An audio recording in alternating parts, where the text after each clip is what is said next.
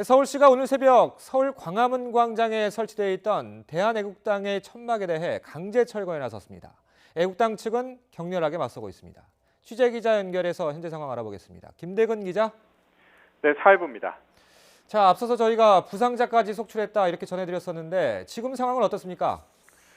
네, 대한애국당 어제 당명을 우리공화당으로 개정하기로 했는데요. 이 대한애국당의 천막 철거는 새벽 5시 20분쯤 시작됐습니다. 조금 전에 천막은 모두 철거됐고 지금은 정리 작업이 진행 중입니다.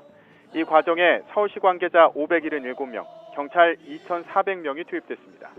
대한애국당 관계자들은 250명에서 300명 정도인 것으로 추산됩니다. 본격적인 철거에 앞서 양측은 도로를 사이에 두고 잠시 대치했는데요. 대한애국당 당원들은 서로 팔짱을 끼고 천막을 막아섰습니다. 이후 본격적인 철거 작업이 시작되면서 대한애국당 측은 격렬하게 저항했습니다. 스프레이 등을 뿌리며 철거 작업에 맞섰는데요. 하지만 천막 철거 작업은 계속됐고 2시간도 지나지 않아 모두 철거됐습니다. 이 과정에서 부상자가 7명 정도 발생해 병원으로 옮겨졌습니다. 조원진 대표도 현장을 찾았습니다. 박원순 서울시장은 지난달 대한애국당이 천막을 설치하자 곧바로 불법으로 광장을 점거하고 시민들에게 불편을 주는 행위에 대해 단호하게 대응하겠다고 밝혔는데요.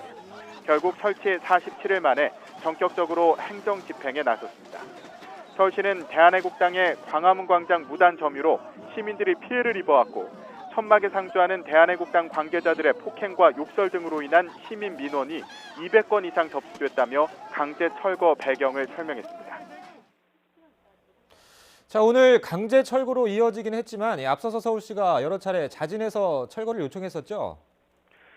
네, 그렇습니다. 대한애국당은 지난달 광화문 광장에 기습적으로 천막을 설치했습니다.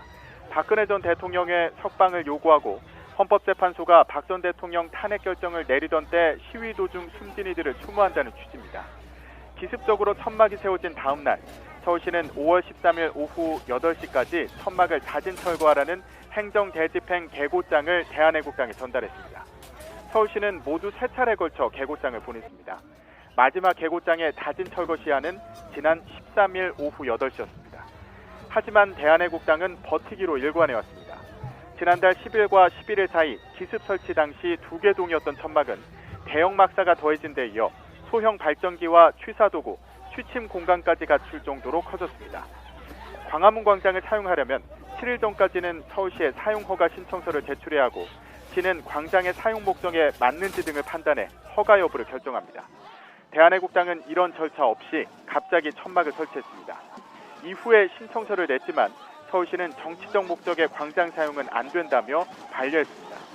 서울시는 공유재산 및 물품관리법에 따라 3번의 경고 조치 이후에는 강제 철거를 할 수 있습니다. 하지만 물리적 충돌과 정치 쟁점화되는 것을 우려해 선뜻 조치에 나서지 못했는데요.